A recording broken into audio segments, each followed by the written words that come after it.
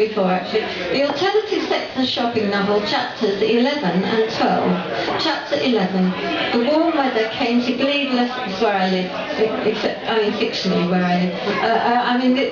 This alternative sector shopping novel actually developed out of a series of things I was writing called Tales of the 51 Bus Route.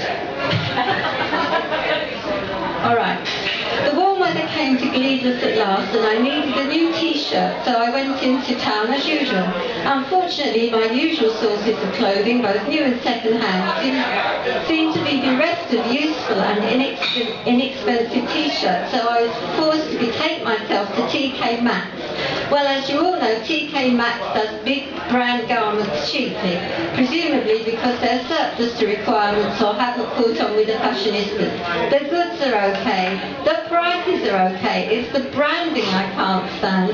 If anyone wants me to advertise their wares on my maturing bosom or any other part of my anatomy, by my reckoning they ought to be paying me and not the other way round. So on principle I do not wear clothing with brand names on it. However, if you need something and no one but TK Maxx has it, then it's to TK Maxx you have to go. I found a lovely t-shirt there, very cheap and good quality, and it was a really subtle shade of greeny grey. The only problem with it was it had a Nike tick mark on the left-hand side. I gritted my teeth and bought the t-shirt.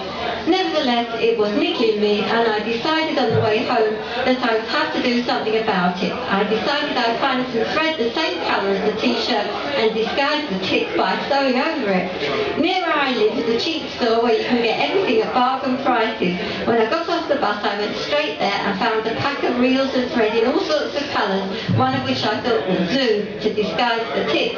Some chance. When I got home, I found a needle and attempted to get going on my task. Mighty problems awaited me. Firstly, the reels of thread were mostly plastic with not very much length of thread on them. That didn't matter too much. After all, I wasn't planning on making curtains or anything clever like that. As a matter of fact, I can't make curtains. My domestic science lessons at school convinced me that I'd never be able to work a sewing machine. No, the real problem was that the thread was weak and kept breaking. Heavens! I've been sold a pun! Usually I managed to stay out of these situations, and it made me extremely cross to realise that on this occasion I'd been had, and I'd wasted a whole quiz.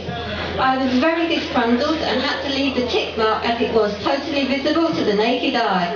I got even more disgruntled the next day when I went shopping for more baked beans and stuff, and all my neighbours told me how much they liked the Nike t-shirt, and their dismal offspring eyed up the tick mark and said it was about time I wore something with a bit of fashion. Yup, yup, and mega yup. Chapter 11.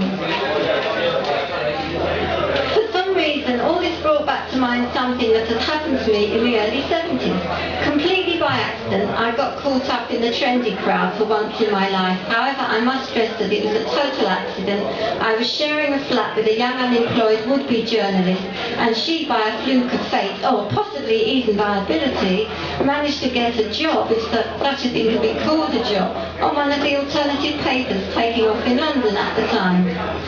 She was okay, was Caroline, my flatmate. Well, she was at the time. Later she moved on to a mainstream paper and altered her opinion many times, so that now she is a very successful journalist with extremely conservative views.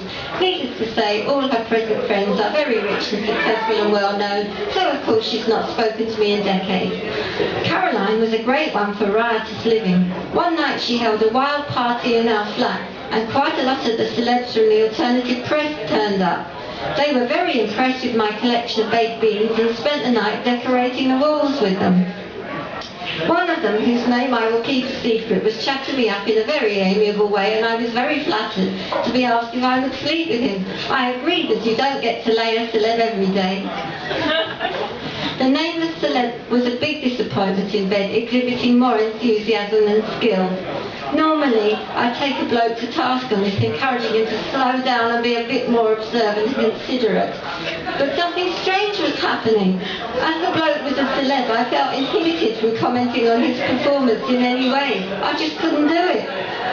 I got up the next morning resolving never to go to bed with a celeb again, if it meant not being able to communicate my requirements. This was a very easy resolution to keep. I've never been propositioned by another one since, and it's scarcely likely to happen now. Meanwhile, as I mused over my Weetabix, Caroline was still having her all-night orgy with about 5 different blokes. I recently saw an article by Caroline in the Sunday Telegraph. I found a copy of the newspaper on Supertramp. In the article, she was condemning modern society for its permissiveness and lauding the joys of disciplined family life. She didn't breathe a word about what it was like to sleep with celebs, which I thought was rather a pity, as she knows plenty about it.